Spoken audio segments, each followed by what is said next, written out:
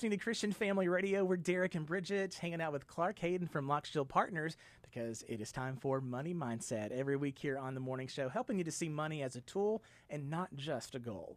Talking about our security, our safety, using, purchasing, and having real estate, if you will, online. You know, we're all connected, and we want to be safe for Clark. One of the things that you would say is very important is to consistently monitor these accounts and how to tell us more about that. That's exactly right. Yeah, you really hit the nail on the head there, Bridget.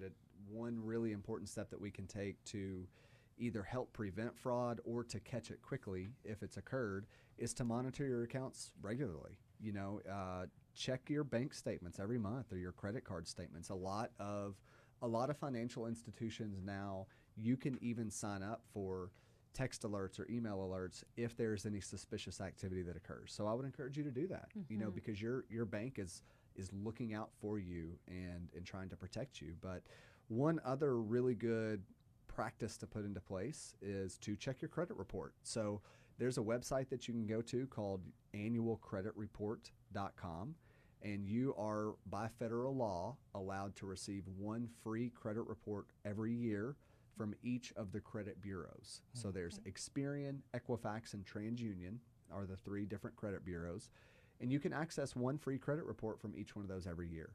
And so it's a really good habit to check those periodically just to make sure that all the open accounts on here, I did those. I did them, and I still want them open. That's exactly right.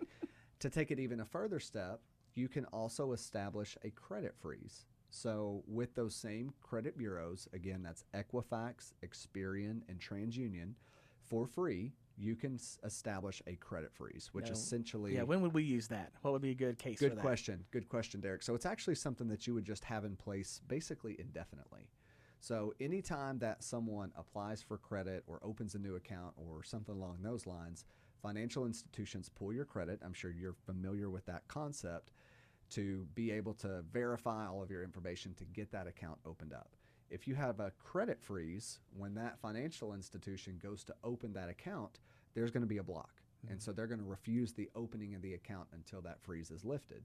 So where it protects you is if somebody does get your information and tries to fraudulently open an account in your name, but there's a credit freeze established, that financial institution is going to block that request and move on.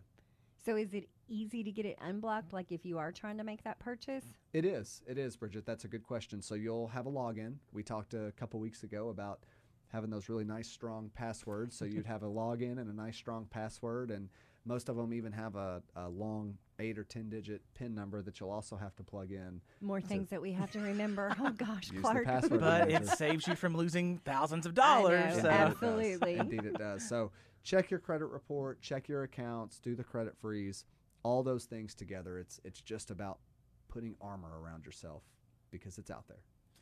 For more on this week's topic or any past topics here on Money Mindset, check out LockshieldPartners.com or our website, ChristianFamilyRadio.com.